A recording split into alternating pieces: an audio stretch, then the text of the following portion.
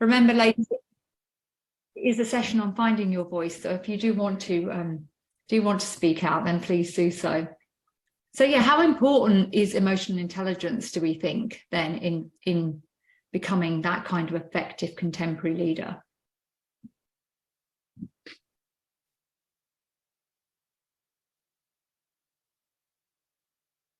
Thank you, Kath. Yeah, very important, especially if it's values driven. Thank you. And actually what we know is, and this isn't new research, is that when we work well with our emotional intelligence, and when I mean emotional intelligence, I'm talking about really being able to understand our own emotions and the emotions of other people, to be able to read that data, and then to be able to use that knowledge to be more effective ourselves, to better manage ourselves, but also to better build relationships with other people. Okay. And what we can see here is we have this stat, which seems quite grand, doesn't it? 90% of what sets high performers apart from peers with similar technical skills and knowledge is our emotional intelligence. We have a comment in the chat from Victoria saying how she thinks it helps to demonstrate authenticity. Thank you, Victoria. Absolutely. Yeah. And I think it's about being able to be you, but also know how to put yourself out there in a way that works for other people. It's not just knowing your emotions, is it? It's about knowing what to share and when and how to do it. But if you don't do it at all, then it's hard for people to see who you are and to see that authenticity in you. So just have a bit of a think about a manager or a colleague who has made a positive impact on you, and have a bit of a think about to what extent was that down to their emotional intelligence? Or to what extent was it down to their technical expertise? Thanks, Monica. Yeah, do you want to say a bit more, Monica? You don't have to. You can just leave it in the chat. I can read it. So, Go on. no, I just think when people feel that they are heard, I think there's a big difference to, you know, being understood and being heard and being really heard. Then they will give more. Absolutely. And that's something that you can see is a need that they have. So you are using your empathy and your values, I would imagine, in terms of genuinely wanting to make a connection with other people, to listen to what they have to say. Thank you. So I think when we make this personal, when we start thinking about people, we realize it's not actually what we know, okay, it's how we treat other people that makes us really effective. And just as you brought that person to mind, was that person a man or a woman? Just interesting to consider at this point in time, because my next question is do men have more emotional intelligence than women, or do women have more emotional intelligence than men? Okay, so I'm going to share with you a model as I pose this question to you, because I think usually when we talk about EI, our usual starting point is women have more emotional intelligence than men. Okay, is that fair to say? Or am I just completely jumping to conclusions? Usually with groups, I ask them and they say, oh, women have more emotional intelligence. But maybe when you look at this model, which actually sort of really nails down the 15 different skill areas that make up emotional intelligence, we might start to think actually, maybe it's a little bit more nuanced than that. Okay. So have a look at some of those labels on there.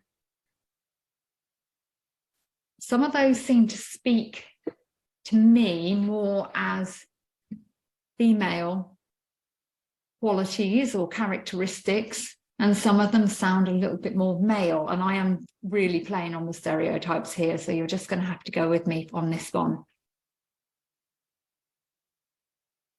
So what do you think?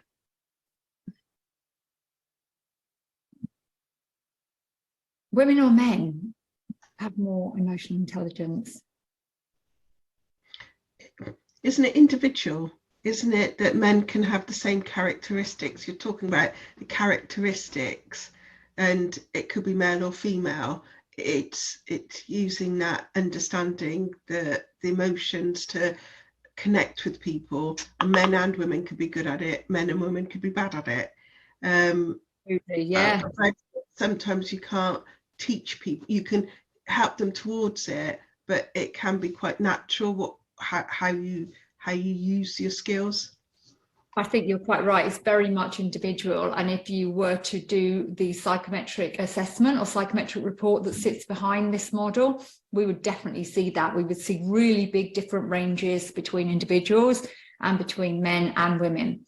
But the MHS Systems Group who use this model have gathered up the data to see whether there are any gender differences. Okay, so I'm going to chip in at this point, although Monica's going to come in first. Monica, please do.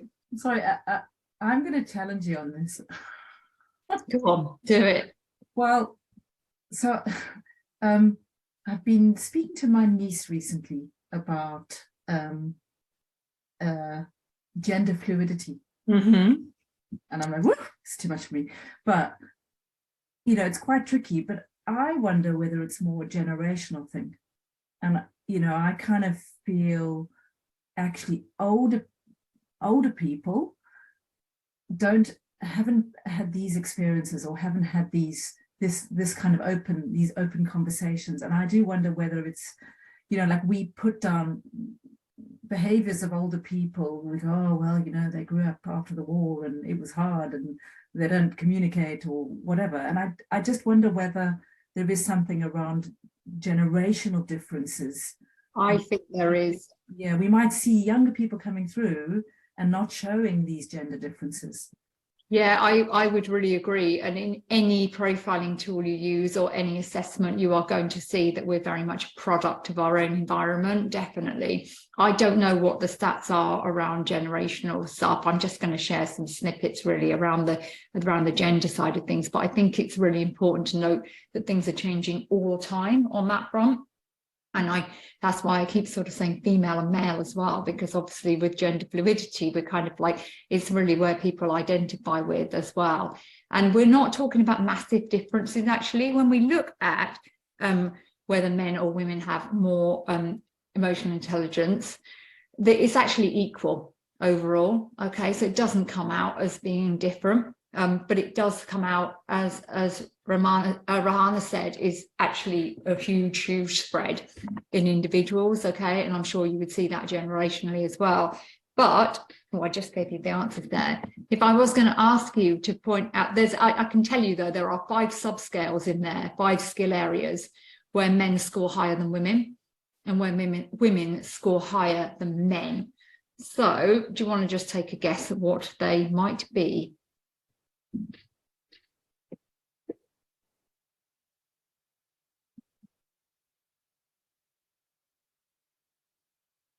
Thank you, Victoria. Men are higher in self-expression. Okay. Is that right? You're going to have to go for the ones in the middle. So the 15 ones, not the ones around the outside, guys, the 15 different skill areas. So self-regard, self-actualization, emotional intelligence, emotional expression, assertiveness, independence. Thank you. Men for assertiveness. You are correct on that one. Rahana, I think flexibility for women as well, but it doesn't come out as one where there's a significant difference, or with problem solving either. Shall I show you the answers? You're right though, Victoria, women for empathy, and Hayley as well. So let's have a look at the ones where men score more highly than women. Actually, problem solving. Now, the interesting one with problem solving within the EI model is it's to do with when emotions are involved. So actually, sometimes as women, or sometimes anyone who's got really high levels of empathy, okay, and high levels of emotional self-awareness can actually find problem solving harder, because you've actually got to take on board the emotional data as well as everything else. So problem solving where emotions are involved, if you're really picking up on all those different perspectives from different people, as well as you're keenly hearing your own internal voice, that can actually make problem solving a little bit harder. If you don't have it, you've got less noise, I think. And with all of these things, I would say, like, how are we measuring stress tolerance here? Okay, so I would take all of these with a bit of a pinch of salt. And the percentages difference are not massive. You're talking about round about 5%. So we're not talking about huge differences.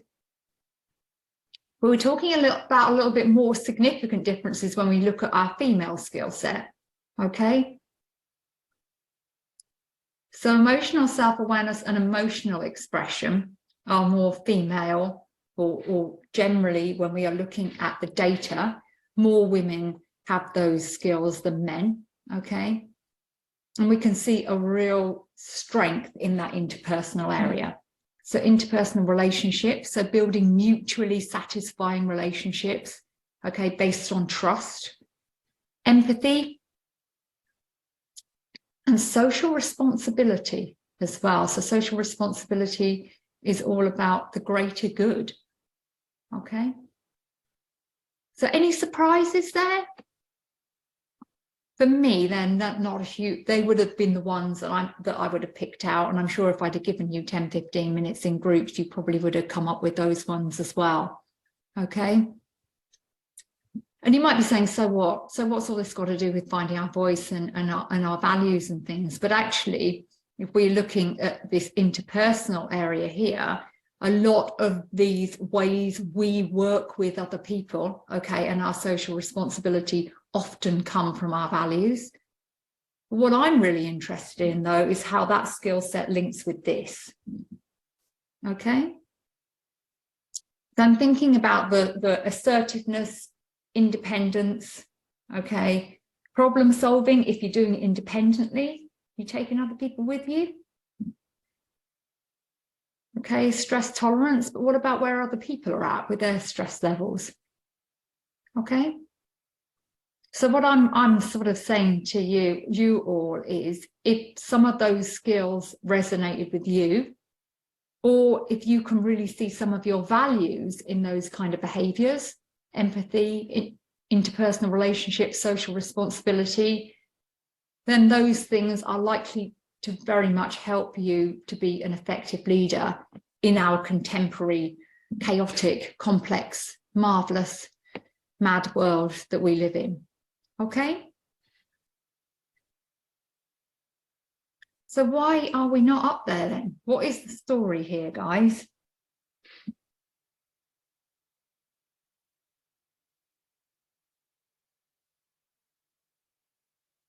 So we start off well, but then we end up at just single digits when we're talking about those very high levels, executive levels, or, you know, those chief officers and executive team levels in the public sector. And I know that this is for a multitude of different reasons, okay? And, you know, many of us take career breaks when we have children. And yeah, thank you, Victoria. I know you're keenly experiencing the babies one, and it's massive, isn't it? Okay. And there are a lot of practical reasons, like there's also this idea that we can opt out, whereas with men it's not so easy to say I'm going to go part-time, okay? And that is a sort of legacy thing of our the way we've set up our lives over the last few generations. But actually there is also something in here about maybe how people perceive effectiveness in effective leadership in men and women as being different. Before we look at what that might look like, I can see, Rahani, you've got your hands up. Do you want to chip in here? Yeah, I was just going to say, what I noticed was, as a middle manager, there was lots of praise for being emotionally intelligent, leading a team, making sure teams got the work done. So it was rewarded and sort of, oh, that's brilliant. But then when I looked at more senior roles, that almost was a hindrance. It was almost that emotional intelligence isn't appreciated, because you need to make tough decisions and you need to be more focused on the goals for the organization, which means you can't be sympathetic or empathic. You can't be bringing the team along, because you've got to tell them what they've got to do rather than engage with them and get their views. So I think, to me, that's where I saw the difference. That's where I saw that sudden shift, that why they decide you can't go into leadership. Yeah, and isn't that crazy as well? Because actually the higher up you go, the more people you need to enable and the more you need those skills. So exactly. at what point do people think that that was a skill set that was required at this level or not at this level? And I think it's much, much more to do with who is judging that than actually what's really required and needed. So often you find that, unfortunately, we all have in-group biases. So if you've got quite a lot of people who value their decisiveness and their assertiveness and, you know, their ability to problem solve and say it how it is, who are making the recruitment decisions, then you're probably finding that that's making a significant impact as well. Yeah, really well said. Thank you so much. Liz, would you like to chip in here? Yes, I think what's happened is, or what's happening currently is, this is a result of legacy. The fact that we are now talking about these things today in 2022 means that we have come a long way from where we were 20, 30, 40 years ago. And we're playing that catch-up game. Yeah. So currently, the people, the single digits that are sitting at the C-suite, as it says on the screen, will potentially be the people that 20 years ago were the middle managers that then became the senior managers that went their way up. And as we have said before, there is a definite demographic that was management 40 years ago, 30 years ago, white men of a certain age certainly moves their way up. So I think the reason that those figures are showing as they are is the fact that women are now obviously coming into the workforce and demonstrating that they are capable of being managers. So 60% of junior managers potentially, and then hopefully that means that they will start to move up as the years progress on. Maybe if we'd had this conversation, or if we have this, and I won't be on this call in 20 years' time, can I just say, but if we did have this conversation in 20 years' time, I wonder what the stats would say then. I wonder, and I would hope that it would be more equal. Yeah. Because by then, women would have shown and demonstrated we are capable of doing this, and there will have been more women in the selection process when it comes to engaging managers at senior levels, etc., to be able to help them move forward. Yeah, I hope so too. I do. And I believe that it's definitely going to shift. It's taken a long time though. You know, we're thinking about that comment on back in 2000, around about the turn of the century, we had a lot of noise about effective leadership looking very female. And we're 20 odd years on, aren't we? And we haven't seen a huge amount of shift, which is a little, but I agree with you, Liz.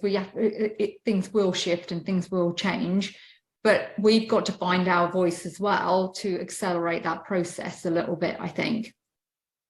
We also can look to the research to see that there is a perception difference of what effective leadership looks like in men and women, okay, which I think is very interesting.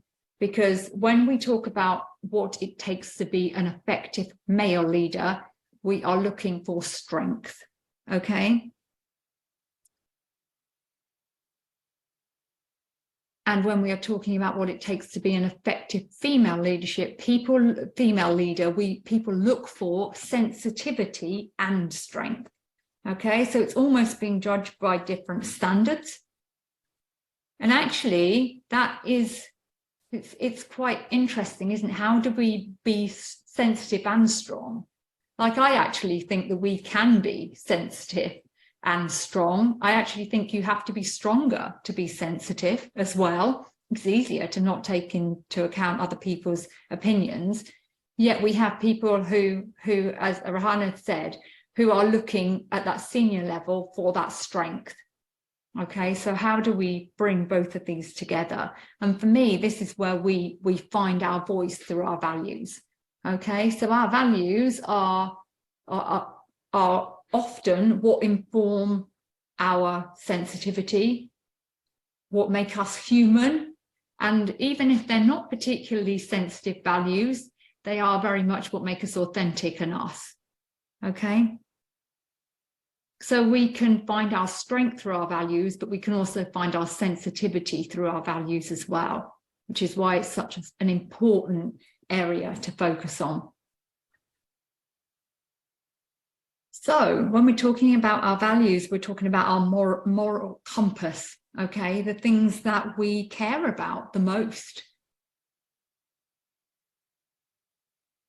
And if you're sure what your values are, then that's fantastic, because you can then start asking yourself, how do you use them to help you to better find your voice? And if you're not sure, then a really good starting point is to try and work that out. You probably want to go for about 6 core values. Anything more gets a little bit more unwieldy. But Nat has got a handout that she's going to pop into chat, I think, that will allow you, if you want, to take something away and go through and select your core values from a list. You can equally use Google, because they've got loads of these kind of lists on there. But ours is a little suggested process with it as well. So I'm going to give you a minute or two to maybe think about 2 or 3 of your values. If they come to you really easily, then by all means go for all 6 of them. If you're not so sure, then think about the kind of things that really matter to you. It might be fairness, okay? It might be development, growth. It might be respect, excellence, trust, honesty. Just jot down a couple.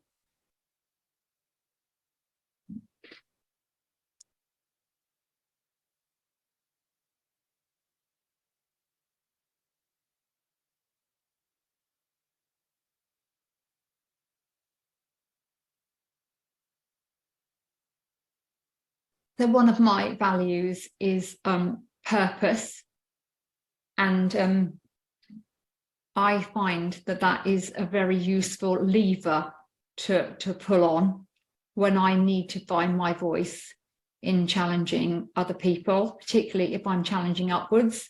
So a lot of work I do, I work with public sector directors, chief executives, senior managers, and whilst there's another one of my my values around compassion, okay, that really understands how at the moment this is a really tough gig for people who are out there.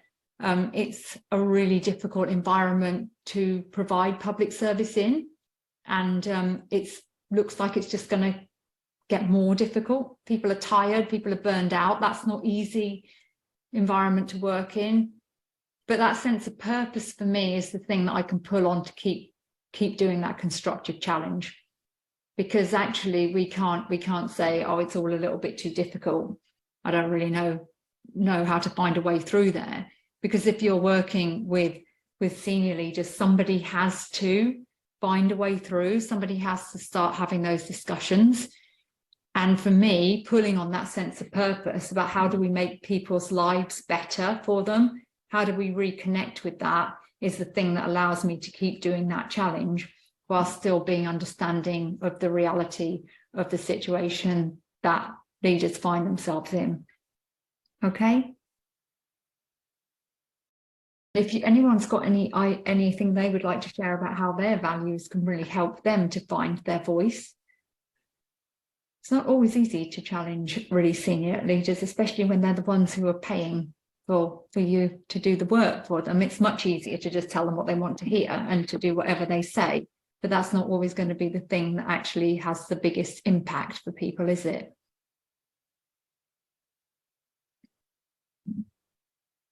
So I'm going to come back to this social responsibility area of the EQI, and I know we're talking about skills, not values, but actually for me there's an awful lot of values that are lived through this social responsibility.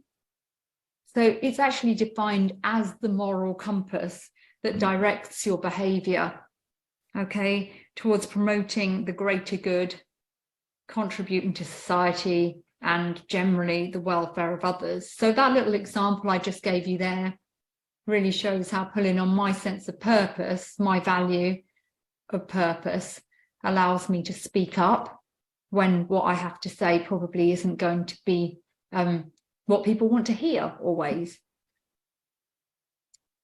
And that has always been a bit of a driving feature for me. So in my insights profile, there's a quote here. It says, Alison works hard to paint bright pictures of the future. She encourages others to see and make the most of opportunities. She gives support to those who are willing to take a risk for the sake of other people. She's driven by the belief that she can make a difference to others and the world she lives in. Okay, now that is me. Sometimes it works, sometimes it doesn't, but it's always been the kind of person I've been. I remember being at school, and I remember being 12, and it was a new school. I didn't like it. I wasn't popular. And there was a kid who was even less popular than me. His school uniform was always really tatty. He looked a bit of a mess. But I remember hearing my form tutor chat to one of the other teachers one day about him and his family, and about how they couldn't get the family to take on board the school uniforms, the free school uniforms, and even though they'd offered them to them, and that they were all under social services. And I didn't even know what social services was at the time, but I knew that this kid was in a bit of a bad way. And he used to get picked on loads. And I remember distinctly him being picked on in the corridor when we were waiting for form one day. And I remember being the one that said, leave him alone, he's done nothing wrong. And obviously what happened was I got completely picked on, and it didn't turn out particularly well. It wasn't like it had a heroic ending, but that has always been me, that I've always been willing to take a risk and stand in, because actually I can't really sit back and watch people be treated unfairly and be treated badly. And we formed a strange kind of friendship with me and Pago. This was what this guy's most unfortunate nickname was. And it's a feature that's followed me throughout my life. But I think if other people are there and they're willing to take a risk for others, then I will be there for them. Okay. And to be honest with you, it's what gets me out of bed in the morning, especially when I've got back-to-back online meetings, and when you know you haven't got the energy levels that you think that you can access, drawing on that. Okay. So it sounds like you might be a bit of a pushover if it's all about the greater good, but I completely disagree. It's about really finding what it is that matters to you and speaking up for other people. Sometimes women find that they're not the best at speaking up for themselves, but actually if you tap into your values, especially if some of your values are around how other people should be treated, then you can find quite a strong voice in terms of advocating for the right treatment of others. Does anyone else have any other values that they can see directly linked to social responsibility? Anything you would like to add? I'm not entirely sure that it's, I don't know, it's funny, but the idea of social responsibility is that actually in the list, one of my values is about results. And for me, there's nothing worse, because I work in the public sector, when a job is done badly and public money is wasted. Okay. Is it similar to my sense of purpose, that we're here to do something to make the lives of other people better? We're not here to be finding things out or, you know, looking inwards. We're here to be delivering results. Yeah. Thank so you. we do research, but that research has to impact. Have to make If it's not making an impact, why are we doing it? So then I really struggle with some of the research that I can't see the impact on. Yeah. Thank you, Monica. And thank you, Kath, as well. Thoughtfulness. Yeah. And then you give your space that time to do that thinking. And then you think, actually, this isn't a situation that I'm willing to sit back and tolerate. I need to find my voice here. The other two I'm going to focus on are empathy and relationships. I'm going to skim over these a little bit more because they may not be so values-based, but you may see that in your values, there is something around empathy or compassion. And there might also be something around relationships. Like one of my values is connection. Okay, so I really value connections with other people. And I don't see that I can do things without those connections. Okay. So finding your voice then, if empathy is a value to you, is actually something that we can use to our benefit. So if we are able to think about what matters to other people and their view of the world, then we have a brilliant window on influencing. Okay, so I work with some people and their focus is all about the results. Monica, I'm not thinking about you specifically here, although that was a handy lead in. Okay, but some people, it is all about the results. It's all about the data. And I know that about them. Okay, so what that means is I can shift the way I communicate with them. So the way I would usually speak to them, okay, it might be about fairness, it might be about thoughts, it might be about feelings, but actually that's not going to land well with them.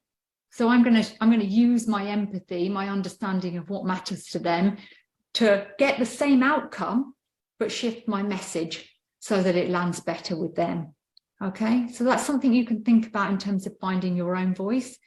And if you're not, if you are able to better understand your communication preferences through using something like insights discovery, then you can understand how you communicate, who it's going to land well with and who it's not going to land so well with as well, which can be a real game changer in being heard.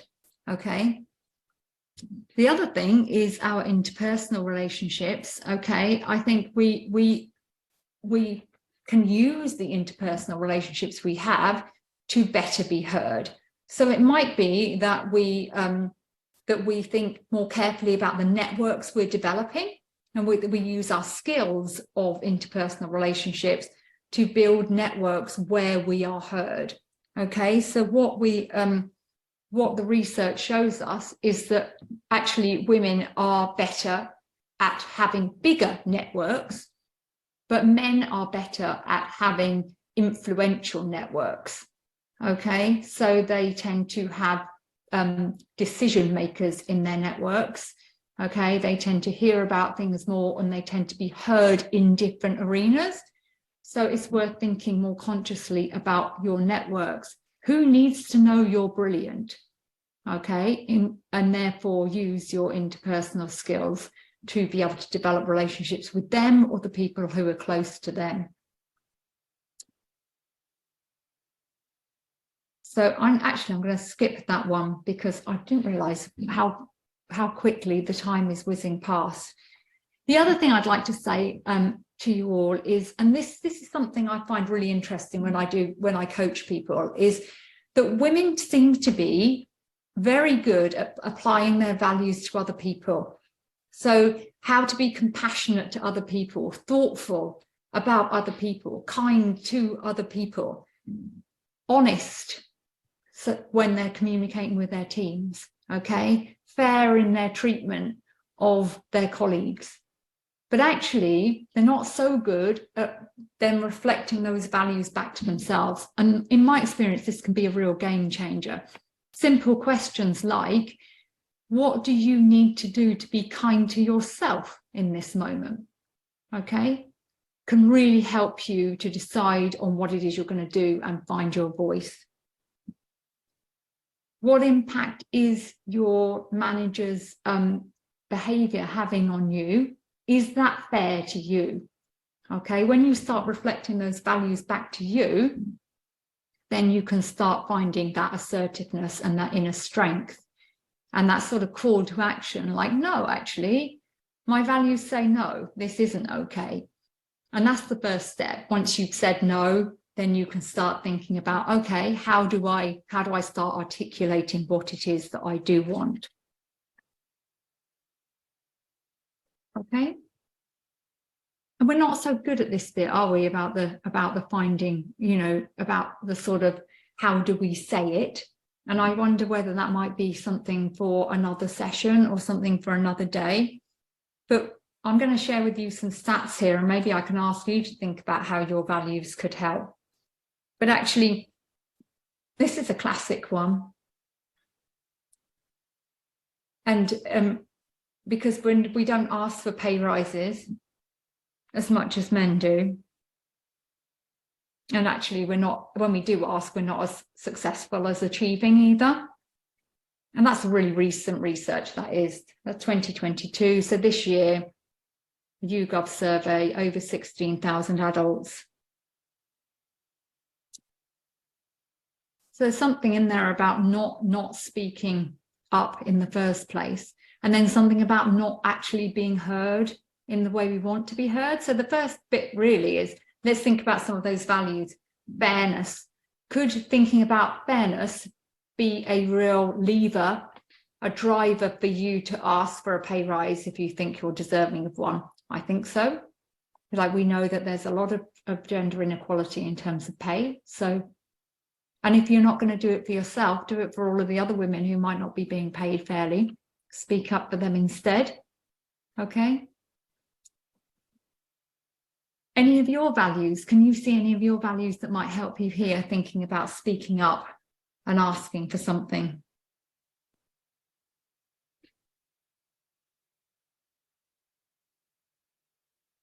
It's something to take away, isn't it?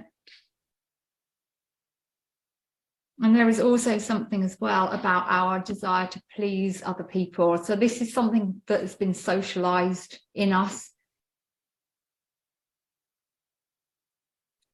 And we've kind of got our core values. So one of my core values, this one comes and goes a little bit depending on where I'm at, is courage.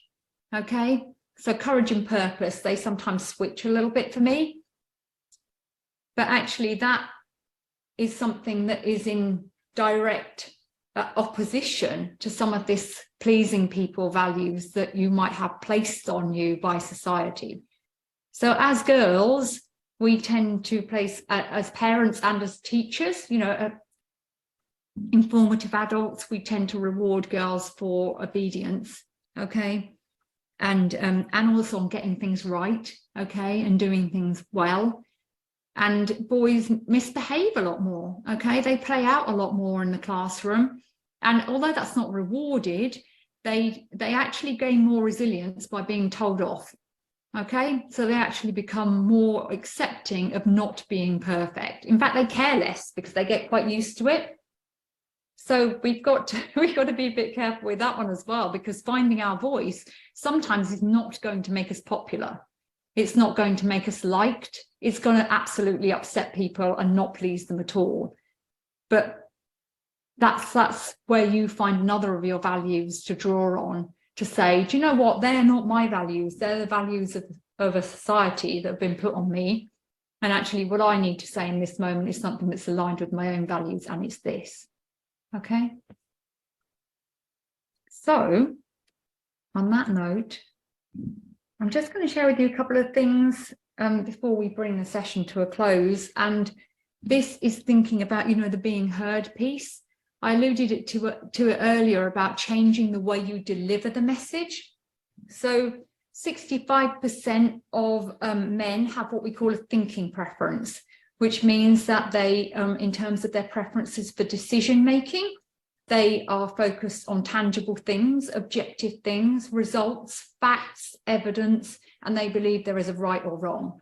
Okay, and there is a more competitive edge because there is a right or a wrong. Whereas 65% of women have more of a feeling preference. They're more accommodating, more subjective, more flexible in their approach to right or wrong. And they are also much more base their decisions on the way they feel about things.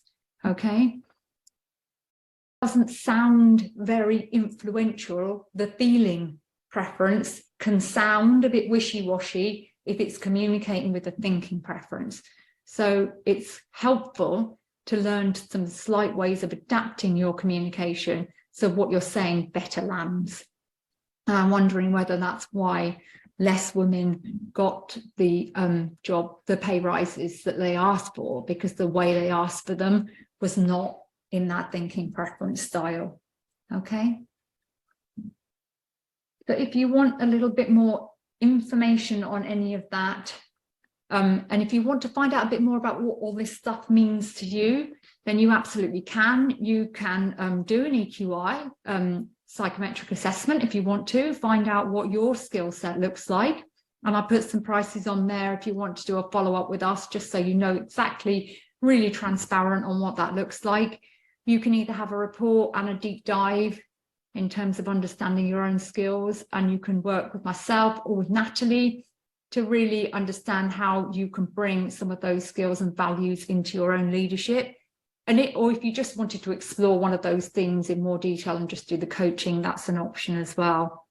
Or you can do the insights discovery, which will help you with those communication adaptations and preferences, as well as masses of other stuff. It will essentially tell you how you like to manage the world around you, how you like to work, how you relate to other people, and what that might mean, as well as how you can better relate to people who are your opposing types, who are nothing like you, and how you can adapt your communication to better work with them.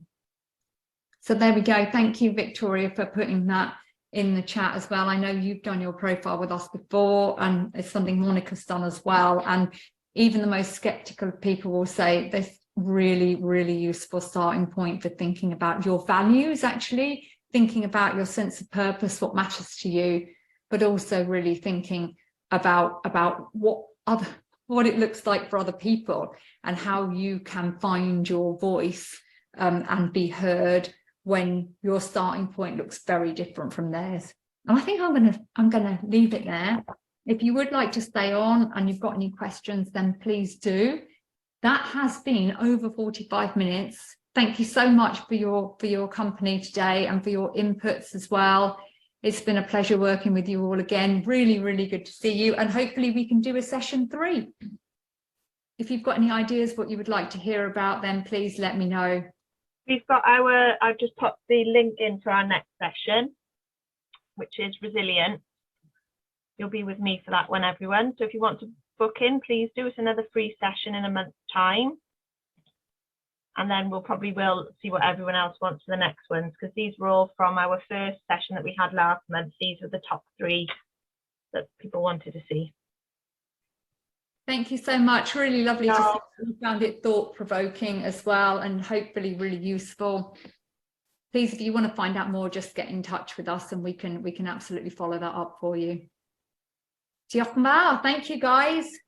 Thanks, everyone. Thank you very much. Bye-bye. Bye-bye. Thank you. Yeah. Thank you. Bye.